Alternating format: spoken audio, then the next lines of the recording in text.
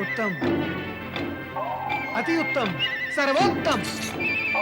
महाबली जलंधर, आप केवल महाबली ही नहीं, महाज्ञानी भी हैं। धरती आपको पाकर धन्य हो गई है। हाँ, स्वर्ग और आकाश भी हमें पाकर धन्य हो जाएंगे। और अब ये बताओ कि तुम यहाँ किस प्रयोजन से आए हो? पहले भी एक बार तुम मुझे मूर्ख बना चुके हो। नहीं नहीं महाबली, ऐसा करने की कोई आवश्यकता ही नहीं थी। आवश्यकता ही नहीं थी तो फिर क्यों मुझे लक्ष्मी और विष्णु के साथ संबंध बढ़ाने के लिए आग्रह किया? तुम्हारे विषय में तो कहा जाता है कि तुम जहां जाते हो वहां असुरी भाषा में उसे कबाड़ा कहते हैं। तुम जहां जाते हो वहां कबाड़ा कर देते हो। क्या मेरा भी कबाड़ा करने आया हो नारद? सुना हुआ सब कुछ सत्य तो नहीं होता महाबली। कुछ कुछ तो सत्य होगा, और मैं जानता हूं कि तुम्हारे कार्य सब कुछ में नहीं, कुछ कुछ के मार्ग से आगे बढ़ते हैं। मैं सब कुछ जानता हूं नारद। अपने आने का प्रयोजन बताओ। अब कहने को शेष रह ही क्या गया है महाबली? कुछ कुछ और सब कुछ दोनों को मिलाकर सारा कुछ आपने कह ही दिया है। नारायण नारायण। जब आपको मुझ पर विश्वास ही नहीं है तो मेरे कहने का लाभ क्या होगा महाबली? मैं तो यहाँ आया था आपके हित की बात करने, परंतु अब मैं चलता हूँ। नारद, ये नारायण नारायण बोले बिना वो बोलो जो यहाँ बोलने आए थे। हमारे हित की बात हुई तो हम विश्वास भी करेंगे, किंतु सावधान सावधान नारद। यदि तुमने छल से काम लिया तो हम बल से काम लेंगे, समझे? महाबली, आपके और मेरे बीच छल और बल का प्रवेश संभव ही नहीं। हाँ, तो मैं क्या कह रहा था? हाँ, क्या अब भी आपको स्वर्ग पर आक्रमण करने की आवश्यकता है? इस अब भी और तब भी से क्या अभिप्राय है तुम्हारा? अभी अभी तुम आश्चर्य प्रकट कर रहे थे कि हमने अब तक स्वर्ग विजय क्यों नहीं किया, और अब प्रश्न खड़ा कर रहे हो नारद? असुरराज, मैं ये सब इसलिए कह रहा हूँ कि देवराज और देवगण वैसे ही आपसे भयभीत हैं। वो तो बिना युद्ध के आपसे हारे हुए हैं। और श्री हरि विष्णु तो वैकुंठ लौट गए हैं। अब वे देवगणों की सहायता कदापि नहीं करेंगे। नारायण नारायण। अब आप जब चाहे तब स्वर्ग पर आक्रमण करके अधिकार प्राप्त कर सकते हैं। अर्थात आपके लिए अब स्वर्ग पर अधिकार प्राप्त करना कोई बड़े पराक्रम की बात नहीं रही। तुम हमारी प्रशंसा कर रहे हो अथवा हमें चुनौती दे रहे हो नारद? स्वर्ग पर अधिकार करना बड़ी बात तो सही, किंतु ऐसा कुछ अवश्य है जिस पर अधिकार करना बड़ी बात है। सो तो है महाबली। यदि आपने स्वर्ग पर अधिकार प्राप्त कर लिया तो इस जगत में आपको अन्य किसी पर भी अधिकार प्राप्त करने की कोई आवश्यकता नहीं। इस समय आप संपूर्ण जगत में सर्वाधिक शक्तिशाली, पराक्रमी और अजय सम्राट हैं। ये सब तो हम भी जानते हैं नारद, पर तुम हमें वो बात बताओ जो हम नहीं जानते। जान लेने से क्या होगा असुरराज? यदि आपने उसे अपने अधिकार में नहीं लिया तो कौन जानेगा तुम्हारा ये पराक्रम और महाबल। पर वो है क्या?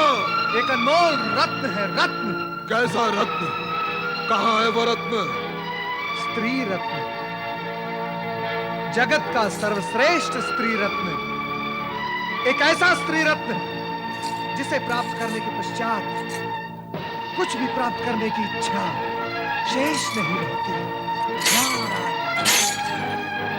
परम सौभाग्यशाली, परम विदुषी, परम सौंदर्यमयी।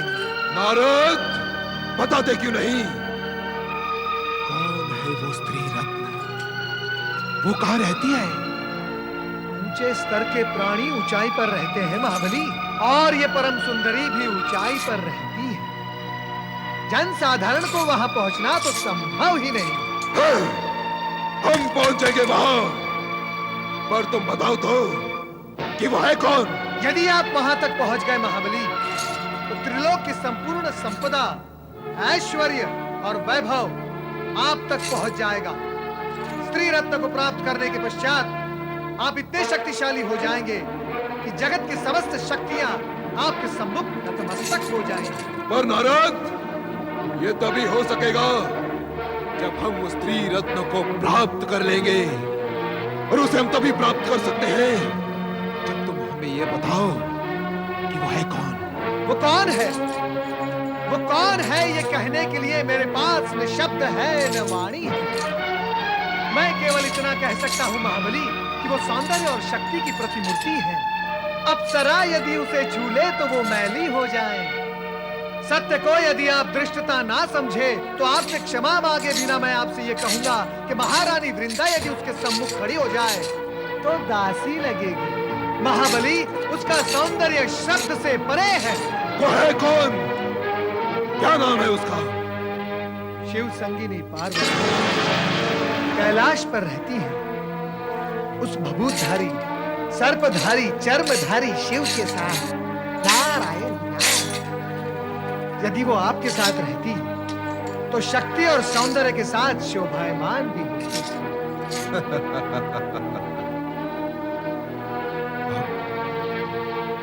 अब ऐसा ही होगा नारद। ऐसा ही होना चाहिए महाबली, ऐसा ही होना चाहिए। अन्यथा आपका ये वैभव, विस्तृत साम्राज्य, शक्ति का विस्तार सब व्यर्थ हो जाएगा महाबली। आप शीघ्र उसे प्राप्त करने के प्रयास करें, और आप जैसे ही उसे प्राप्त कर लें, कृपया कर मुझे सूचित कर दें। मैं आपको बधाई देने अवश्य आऊंगा महाबली। नारायण नारायण। महाबली जलंधर सौंदर्य की प्रतिमूर्ति को प्राप्त करके ही रहेगा। अब यही जलंधर का उद्देश्य है। हम पार्वती को चर्मधारी, सर्पधारी शिव से अलग कर देंगे।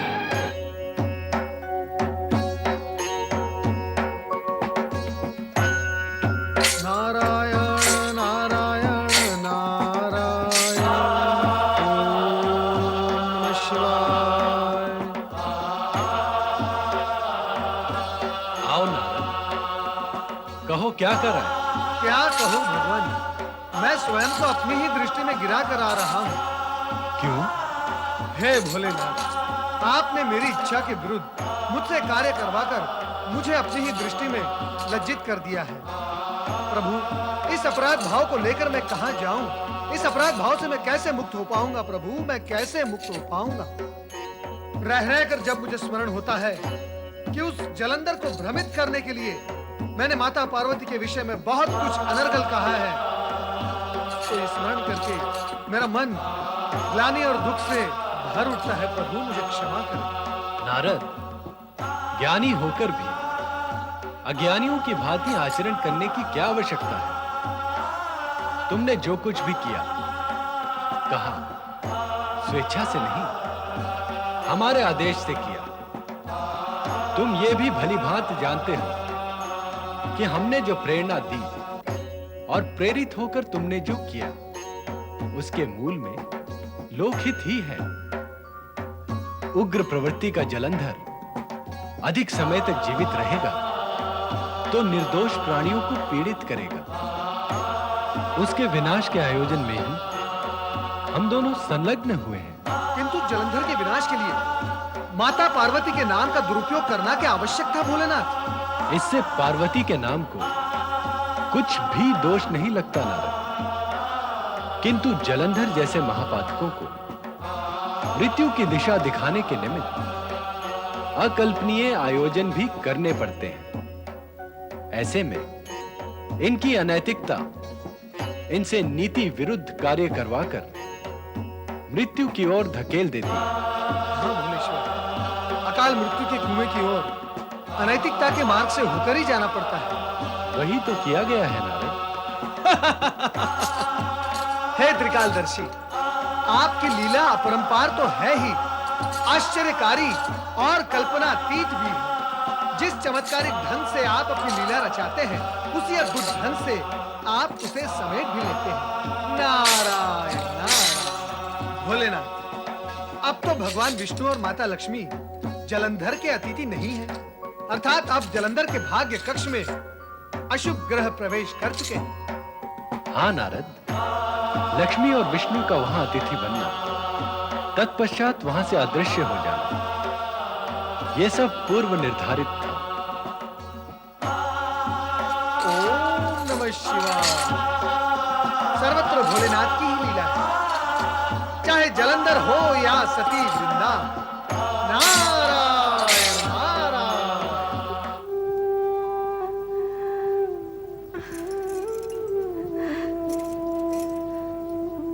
वृंदा, स्वामी, आप शीघ्र लौट आए स्वामी। अब हमें स्वर्ग विजय की कामना नहीं रही, अब हम कामनी रत्न प्राप्त करना चाहते हैं। कामिनी रत्न? अर्थात स्त्री रत्न। स्त्री रत्न?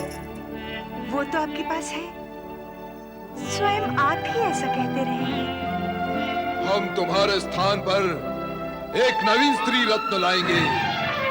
शक्तिशाली सम्राट अधिक समय तक एक ही रत्न से संतुष्ट नहीं होते। ये आप क्या कह रहे हैं स्वामी? क्या आप भूल गए कि भगवान शिव की कृपा से मेरा सतीत्व ही आपका रक्षक है। यदि आपने किसी पर नारी पर कुदृष्टि भी डाली, तो क्या ऐसी स्थिति में मेरा सतीत्व आपकी रक्षा कर पाएगा? भगवान शिव मुझे शक्ति दे सकेंगे? नाम न लो शिव का। भगवान शिव के नाम पर इतनी ईर्ष्या क्यों?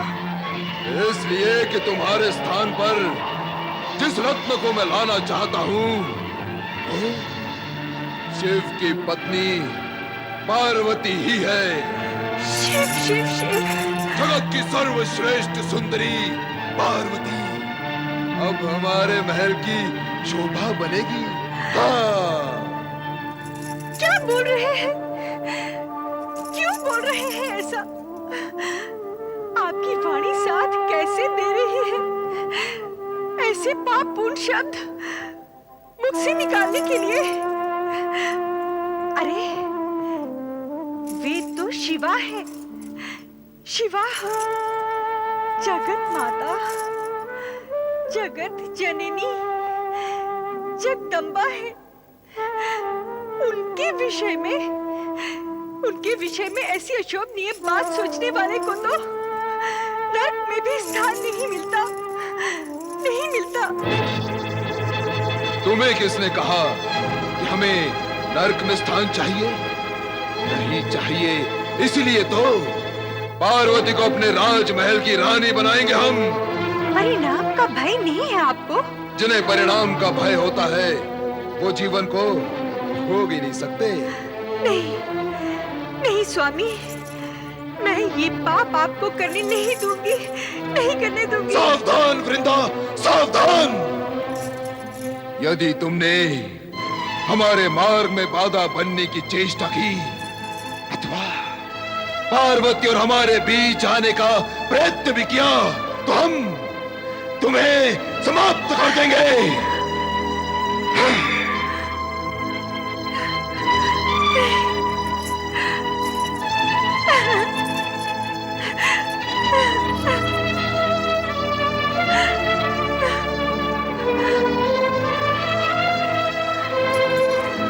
लक्ष्मी दीदी, दीदी, लक्ष्मी दीदी, न जाने ये दोनों भी कहाँ चले हमने गए? सारा महल छान मारा है, लगता है वो दोनों यहाँ से जा चुके हैं। जा चुके हैं? बिना बताए सब कुछ सुन लिया होगा। स्वामी के कटु वचन भी सुन लिए होंगे। हे प्रभु, हे भगवान शिव, मेरे पति को सद्बुद्धि दो। भगवान, हे संपूर्ण जगत के स्वामी, मेरे स्वामी को सद्बुद्धि दो भगवान। असुर सम्राट महाबली जलंधर की जय। असुर सम्राट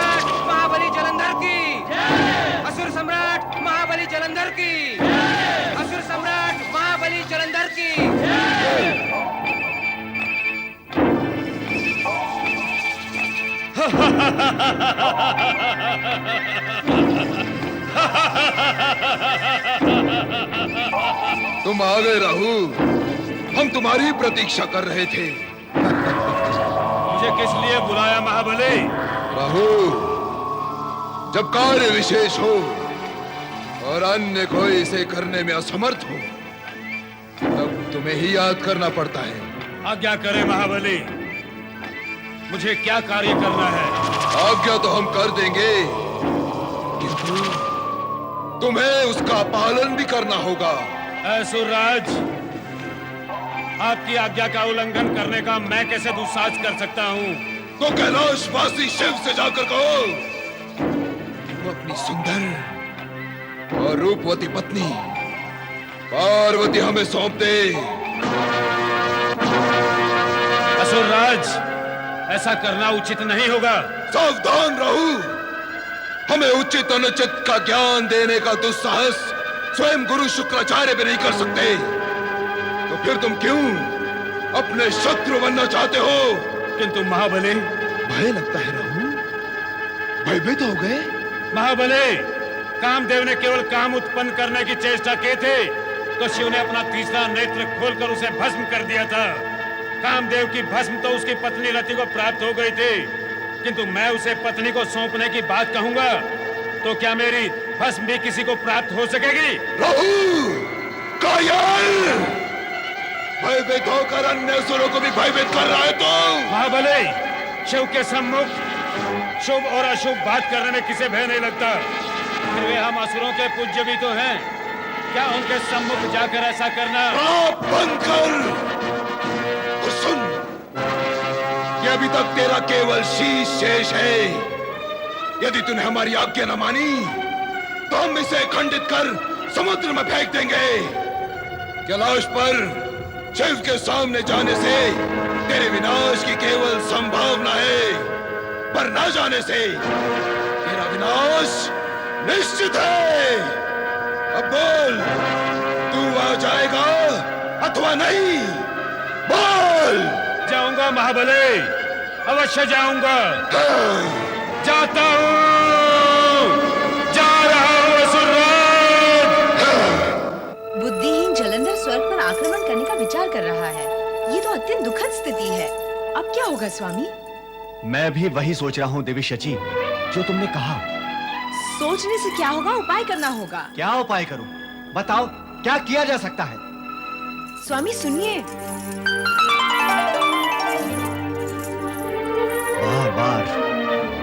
बार बार एक ही संकट सिर पर आ पड़ता है। क्या मुझे चिंता नहीं है? मैं भी वही सोच रहा हूँ कि कुछ उपाय होना चाहिए। नारायण नारायण। देवराज, आप तो चिंता के साथ साथ क्रोध भी करने लगे हैं। देवराज, अकेली चिंता ही वर्तमान खा जाती है और क्रोध तो वर्तमान के साथ साथ भविष्य भी खा जाता है। आप क्रोध न करें और चिंता भी न करें, केवल चिंतन करें। क्या करें देवर्षि? बार बार असुरों के आक्रमण होते हैं और हर बार यही चिंता लगी रहती है कि क्या उपाय करें। चिंता कर रहे हैं उपाय के लिए? नारायण नारायण। तो उपाय की चिंता करना छोड़ दे देवराज। चिंता छोड़ दो? तुरंत देवराज, तुरंत। आपके शुभ की चिंता करने वाले, आपके शुभ चिंतक भगवान श्री हरि विष्णु के आशीर्वाद और भगवान भोलेनाथ की कृपा से आपके संकट टल रहे हैं देवराज, अर्थात उपाय हो चुका है। नारायण नारायण। उपाय हो चुका है, संकट टल रहा है। देवर्षि, हमें तो ज्ञात हुआ है कि दैत्य गुरु शुक्राचार्य ने जलंधर को पुनः स्वर्ग पर आक्रमण करने का आदेश दे दिया था, परंतु जब आपको वो ज्ञात हुआ तब वो वर्तमान था और अब वो भूतकाल की बात बन चुका है देवराज। दैत्य गुरु शुक्राचार्य के वो आदेश, वो परिस्थितियां काल का ग्रास बन चुकी है। नारायण नारायण। तो क्या जलंधर अब स्वर्ग पर आक्रमण नहीं करेगा? कैसे करेगा? आपके शुभ चिंतकों ने स्वर्ग से भी अधिक प्रिय और मधुर मधु उसके मुख पर लगा दिया है। अब वो स्वर्ग को भूलकर उसकी प्राप्ति के लिए उन्मत्त हो उठा है। मैं कुछ समझा नहीं देवर्षि। आप सदा ना समझने की भूल क्यों करते हैं देवराज? उबरे इस भूल से अब आप केवल इतना समझें कि परिस्थितियां बदल चुकी हैं। माता लक्ष्मी तथा भगवान श्री हरि विष्णु वैकुंठ लौट चुके हैं तथा जलंधर की दृष्टि अब स्वर्ग पर नहीं कैलाश पर है, जहां उसकी मृत्यु उसके लिए पाश ढूंढ रही है। नारायण नारायण नारायण नारायण। राहु, तुम जिस कार्य के लिए जा रहे हो उसके सर्वनाशी परिणाम पर भी विचार किया है अथवा नहीं? कहीं ऐसा न हो भगवान शिव के कंठ का विष निकलकर तुम्हारे अमृत को सोख ले। नारद, क्या ऐसा होना संभव है?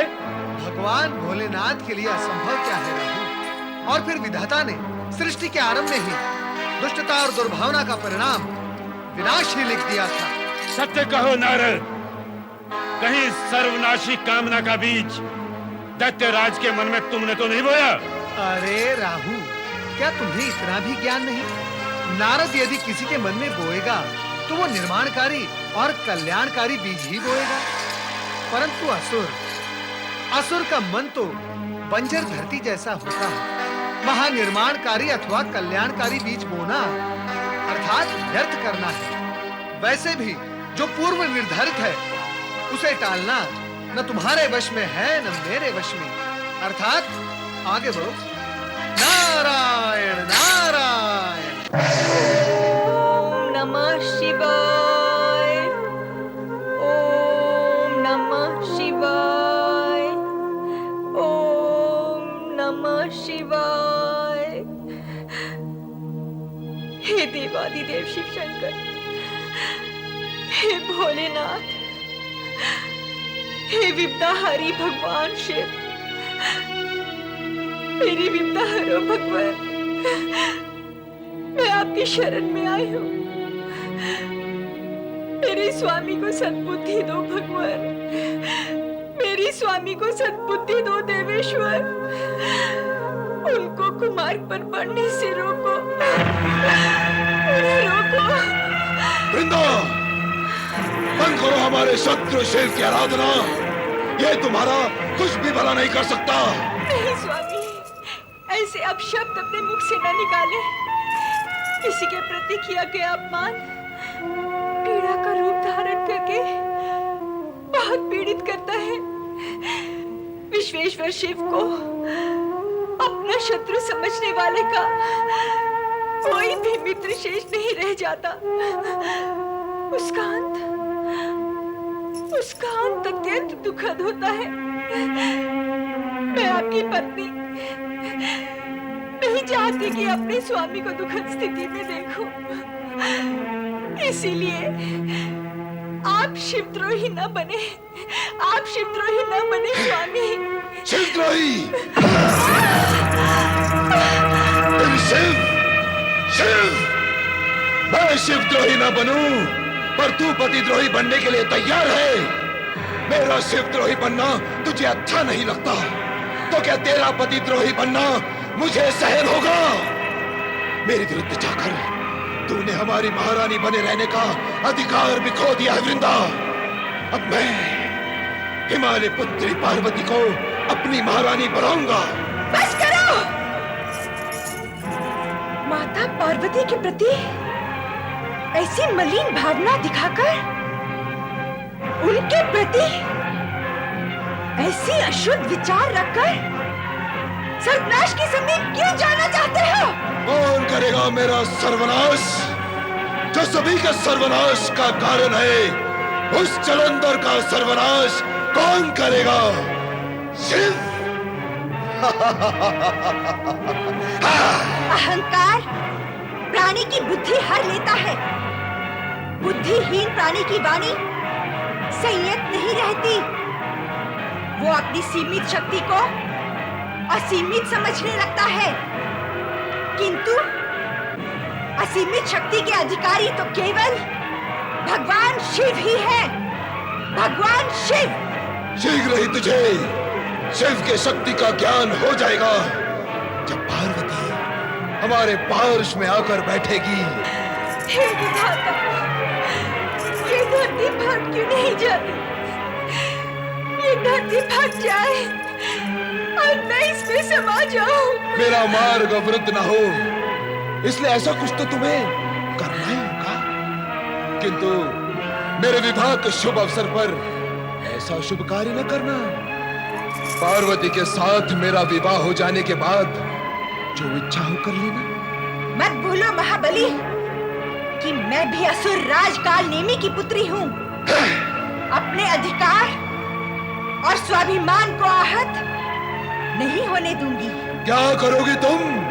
पत्नी सदा पति का सम्मान करती है। मुझे विवश न करो कि मैं पति का अपमान कर बैठूं। मेरा अपमान करने वाला क्या आज तक जीवित बचा है? तुम काल नेमी की पुत्री और मेरी पत्नी हो, इसलिए मैंने तुम्हारा इतना प्रलाप सुना। नहीं तो अब तक तुम काल के विकराल गाल में समा चुके होती। स्वामी, स्वामी। ओम देवादिदेव देवेश सर्व प्राणाभृतां वर प्राणिनामपि नाभिस्त्वं मृत्युंजय नमोस्तुते। गुरुदेव, ओम देवादिदेव देवेश सर्व प्राणाभृतां वर गुरुदेव, प्राणिनामपि नाभिस्त्वं मृत्युंजय नमोस्तुते। गुरु शुक्राचार्य, तुम्हारा परम शिष्य महाबली जलंधर तुम्हें प्रणाम करता है। सर्व प्राणाभृतांवर प्राणिनामपि नाभिस्त्वं मृत्युंजय नमोस्तुते। ओम देवादिदेव देवेश गुरु, सर्व प्राणाभृतांवर ये कठोर मुद्रा प्राणिनाम मेरे प्रति उपेक्षा और मेरे प्रणाम के उत्तर में क्रोध। ऐसा क्यों गुरुदेव? मैं तो आप ही का पालित पुत्र हूं। मैं तो आपके आशीर्वाद की इच्छा लेकर आया हूं। और आप हैं कि गुरु होकर मुंह फुलाए बैठे। मेरी ओर देखिए गुरुदेव, मेरी ओर देखिए। गुरुदेव, मैंने आपकी इच्छा के अनुसार अपनी बहन लक्ष्मी और बहनोई विष्णु को अपने भवन से विदा कर चुका हूं। विदा कर चुके हो, किंतु उन्हें अपने यहाँ लाकर जो भयंकर भूल तुमने की है उसका परिणाम तो तुम्हें भुगतना ही होगा जलंधर। मेरी दूर और दिव्य दृष्टि देख रही है कि तुम पर विनाश की काली छाया मंडरा रही है। इसीलिए भगवान शिव को प्रसन्न करने के लिए मैं ये श्रेष्ठ यज्ञ कर रहा हूँ। शिवेष्ठ यज्ञ? विनाश की काली छाया मिटाने के लिए? गुरु, इससे विनाश की काली छाया मिटेगी नहीं और भी अधिक घनी हो जाएगी। शिव हमारा शत्रु है, उसे प्रसन्न करने की नहीं, उसे पराजित करने की आवश्यकता है। मैं उसे पराजित करूंगा और उसकी सुंदर पत्नी पार्वती को अपनी महारानी बनाऊंगा। तेरा सर्वनाश तेरे मुख से बोल रहा है जलंधर। अब तुझे महाकाल से कोई नहीं बचा सकता, स्वयं मैं भी नहीं। अरे अदूरदर्शी, क्या बुद्धि और विवेक ने सदा सदा के लिए तेरा साथ छोड़ दिया है? इतना उत्तेजित क्यों हो रहे हो गुरु? ऐसा मैंने क्या कह दिया जो तुम्हें इतना कुछ मुझसे कहना पड़ रहा है? पाप करते समय पापी को भी यह ज्ञान नहीं होता कि वो पाप कर रहा है। तुम्हारी स्थिति भी वही है। अरे असुर हुए तो क्या हुआ? हमारे भी कुछ नीति और सिद्धांत है। पार्वती जगत माता जगदम्बा है और शिव हमारे पूज्य है। उनके प्रति ऐसी कुत्सित भावना रखने वाले का कभी कल्याण हो सकता है? अपने मन से उनके प्रति कुविचार निकाल दो जलंधर। मैं इतना कच्चा और बुद्धू शिष्य नहीं हूं कि अपने गुरु की हर उल्टी सीधी बात मान लूं। पार्वती को अपनी महारानी बनाने का मेरा निश्चय अटल है। इसी कार्य के लिए मैंने राहु को कैलाश भेजा है कि वो शिव को जाकर कहे कि पार्वती मुझे सौंप दे। राहु वहां जाकर शिव से पार्वती मांगेगा। अवश्य मांगेगा।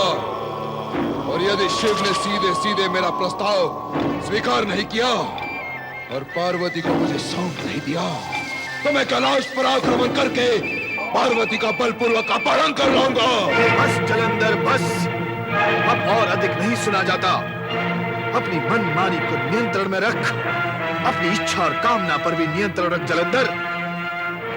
पार्वती तेरी माता के समान है। उनके विषय में ऐसे विचार लाना घोर पाप है। उनके बस बस गुरु बस, बहुत हुआ। मैं जिसे अपनी पत्नी बनाना चाहता हूं, तुम बरबस उसे मेरी माता बनाए जा रहे हो। माता वही होती है जो पुत्र को अपने गर्भ से जन्म देती है। बार बार माता माता कह कहकर मुझे भ्रम में डालने की आवश्यकता नहीं है गुरु। मैं यहां माता का पुत्र बनने की कामना लेकर नहीं आया हूं। मैं तो यहां पार्वती का पति बनने की इच्छा लेकर आया हूं। और उसके प्राप्ति के इस अभियान में तुम्हें मेरा साथ देना ही होगा गुरु। नहीं, नहीं, ऐसे पाप कर्म में मैं तुम्हारा सहभागी कदापि नहीं बनूंगा, कदापि नहीं बनूंगा, कदापि नहीं बनूंगा।